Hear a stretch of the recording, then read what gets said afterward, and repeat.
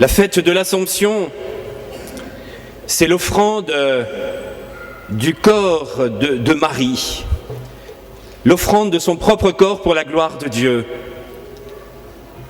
Et c'est la réponse de son Fils, la glorification de Notre-Dame.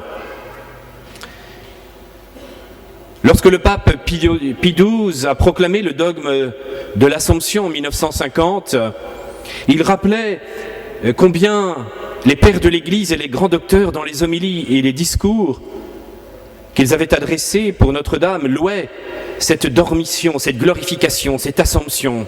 Quel que soit le terme, il s'agit avant tout de cette gloire de Marie. C'est en particulier Saint Jean Damascène qui est le plus remarquable prédicateur, rappelle Pie XII, de cette vérité traditionnelle. Il déclare éloquemment, elle qui avait gardé sa virginité intacte dans l'enfantement, il fallait qu'elle garde son corps, même après la mort, exempt de toute corruption. Elle qui avait porté le Créateur dans son sein comme son enfant, il fallait qu'elle aille faire un séjour dans la lumière divine. Cette épouse que le Père s'était unie, il fallait qu'elle habite la chambre nuptiale.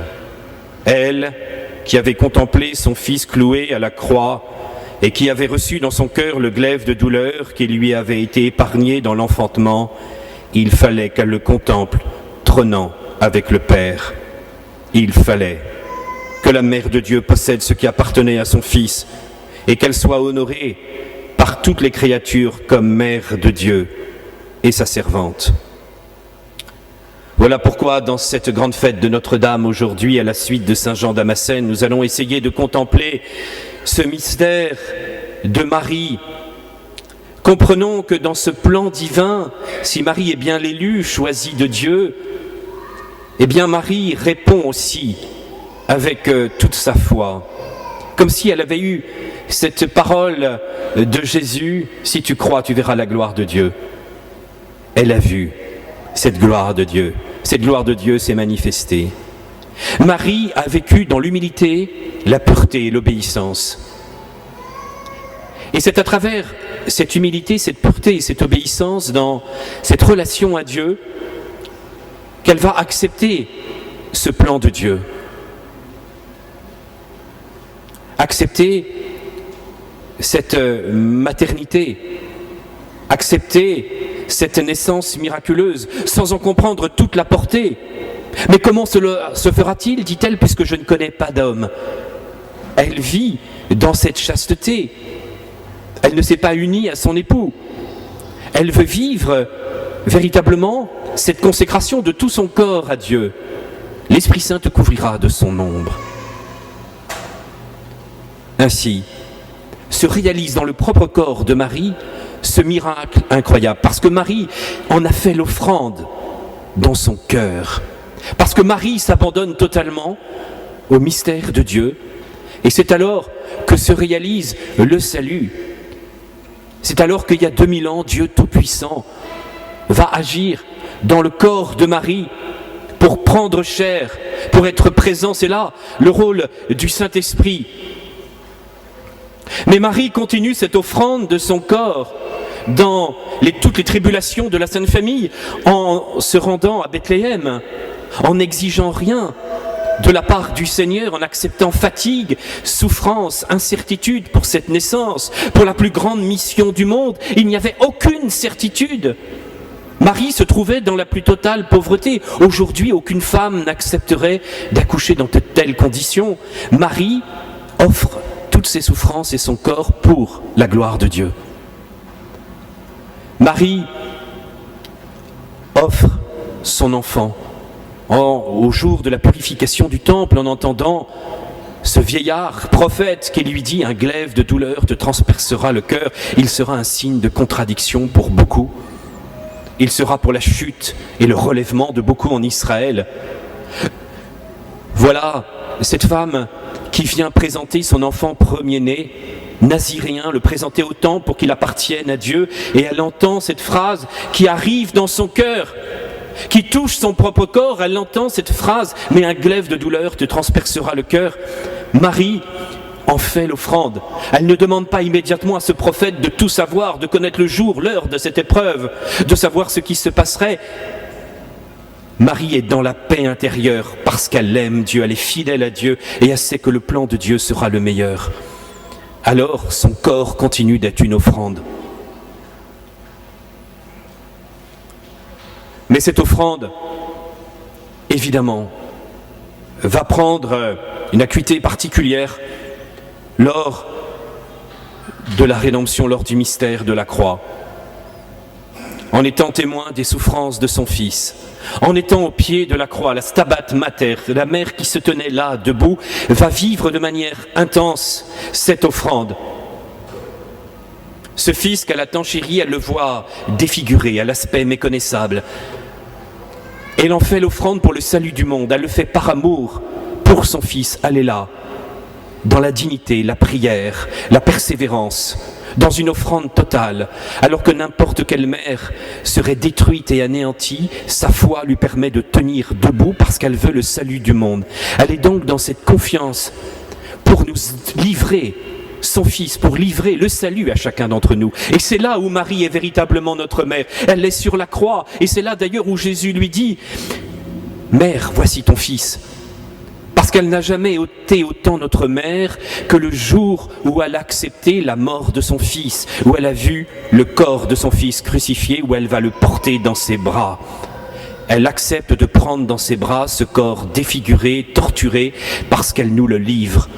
C'est une offrande. Et Marie vit une douleur intense dans son corps, mais elle vit de cette offrande totale pour le salut de l'humanité. Si nous pouvions comprendre le rôle de Notre-Dame dans le mystère du salut et comprendre pourquoi nous la vénérons tant dans l'Église catholique, pourquoi nous la vénérons à ce point comme la reine des anges et de tous les saints, comme celle qui a ce rôle aussi dans la suite du Christ de médiatrice et dans la suite du Christ de co-rédemptrice, mais uniquement unie à Jésus, parce que personne n'a vécu autant une communion avec le Christ, personne n'a vécu autant cette offrande.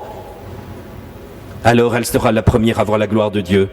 Elle sera la première à voir la victoire sur la mort, à voir cette résurrection, à voir ce corps glorifié et cette lumière dont elle sera témoin. C'est une telle espérance, une telle joie de voir Marie qui va être témoin de la victoire sur la mort. Mais cette victoire sur la mort, Marie va le vivre maintenant dans son propre corps. Cette vie qui n'a été qu'une offrande, eh bien maintenant c'est le Fils qui offre la gloire. Il offre la gloire de cette lumière, de cette gloire. Ce corps ne pouvait pas périr. Ce corps qui n'avait pas connu la moindre corruption, le moindre péché. Ce corps qui avait été totalement intègre et ce corps qui avait porté le Fils de Dieu, comme le rappelle saint Jean Damascène, ce corps va connaître maintenant la gloire. Il va maintenant monter vers le ciel pour bénéficier de ce mystère du salut, pour être la première dans son corps et dans son âme, pour voir cette gloire de Dieu et être élevé par les anges, pour être dans ce mystère de lumière et cette contemplation de la victoire sur la mort. Elle le vit dans sa propre chair. Car c'est quoi la gloire, dit Seigneur, si ce n'est la venue de Dieu? La venue de Dieu tel qu'il est pour les hommes. Et nous savons bien comment dans l'Ancien Testament cette gloire pouvait parfois se manifester de manière spectaculaire, mais les hommes en avaient peur. Les hommes se cachaient le visage, éblouis par la lumière qui sortait du visage de Moïse, qui lui-même avait vu Dieu. Et Moïse était parfois terrifié en rentrant dans la tente, dans le Saint Tabernacle, pour contempler la gloire de Dieu. Et les hommes dans l'Ancien Testament disaient « Seigneur, nous ne voulons pas te voir, mais nous envoie-nous quelqu'un, mais nous ne voulons pas te voir. » Ils étaient terrorisés, impressionnés par la puissance et la manifestation de cette gloire. Ils avaient le front contre terre. Mais la gloire de Dieu s'est manifestée dans le mystère de Jésus, dans la miséricorde. Ne croyons pas que la gloire s'est atténuée. Elle est peut-être apparue plus humaine pour ne pas effrayer l'humanité, mais toute la puissance divine est dans le mystère du Christ. Toute la puissance divine est là. La nature divine est unie à cette nature humaine. Et cette nature divine se manifeste. Et Jésus avait dit, c'est quand je serai élevé que vous comprendrez que je suis, que vous verrez la gloire de Dieu. La gloire, elle s'est manifestée sur le mystère de la croix. Parce que là, il vient sauver l'humanité. Alors la gloire a été manifestée aux hommes et maintenant, Jésus donne cette gloire à sa mère. Cette gloire, cette venue et ce triomphe sur le péché et la mort. Il est venu pour cela, pour que nous ayons tous un jour notre assomption dans la gloire du ciel, pour que tous nous soyons glorifiés. Et cette fête de l'Assomption est une grande joie parce que c'est la finalité de l'histoire humaine. C'est comprendre que chacun d'entre nous, nous sommes appelés à être élevés dans cette gloire du ciel.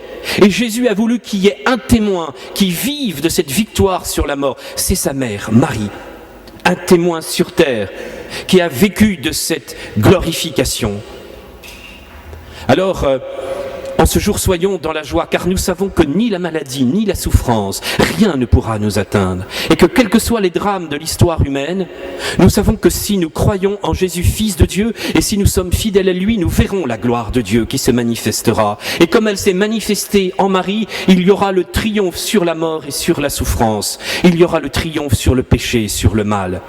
Si notre monde semble bien englué dans les structures de péché, c'est Marie qui nous tirera, car à la fin, a-t-elle dit à Fatima, « Mon cœur immaculé triomphera ». Et le Seigneur veut que ça passe par le triomphe de sa mère, par cette petite jeune fille d'Israël qui va triompher sur le mal. Et c'est annoncé dans la dernière page de la Bible, cette femme qui va écraser le serpent et qui sera dans la gloire et dans cette lumière, cette femme aux 12 étoiles. Nous croyons dans la gloire de Marie, c'est le triomphe du Christ sur la terre, nous sommes tous appelés à vivre de cette gloire de Dieu. Amen.